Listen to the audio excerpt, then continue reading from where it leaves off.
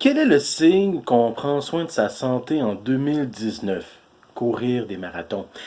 Ce qui m'amène à cette question, peut-on être en santé et ne pas être en forme?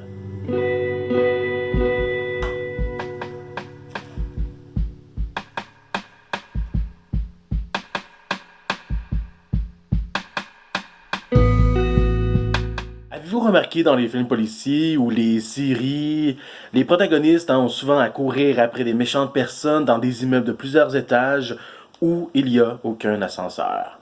Boum, comme ça, nos amis montent les étages en courant, hop, hop, comme si de rien n'était. On débarque comme ça au 12e étage, à peine essoufflé, sans aucun signe d'épuisement et aucune sueur.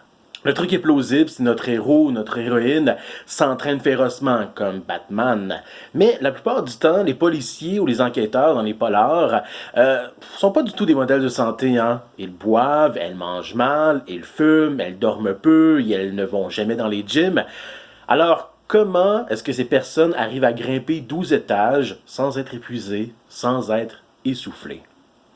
Les seules fois où le personnage est essoufflé, c'est quand la personne est grosse. Comme si toutes les personnes minces avaient un bon cardio. Ben oui, me semble. Mine de rien, ce cliché encourage cette idée qu'être mince, c'est être en santé et qu'être mince, c'est être en forme. Mais qu'est-ce qu'être en santé?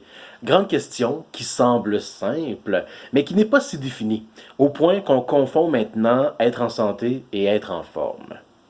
Selon l'Organisation mondiale de la santé, être en santé est un état complet bien-être physique, mental et social.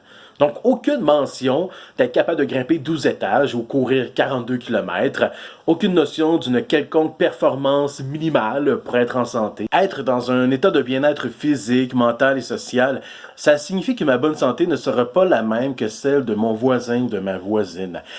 Donc, quand est-ce qu'être en santé est devenu synonyme d'être athlétique?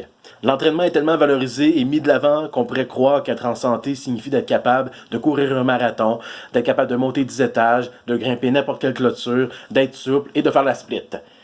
Pourtant, on peut être en excellente santé et ne pas être en forme. On peut avoir aucune maladie et ne pas être en forme. On peut aussi être en forme et avoir une maladie.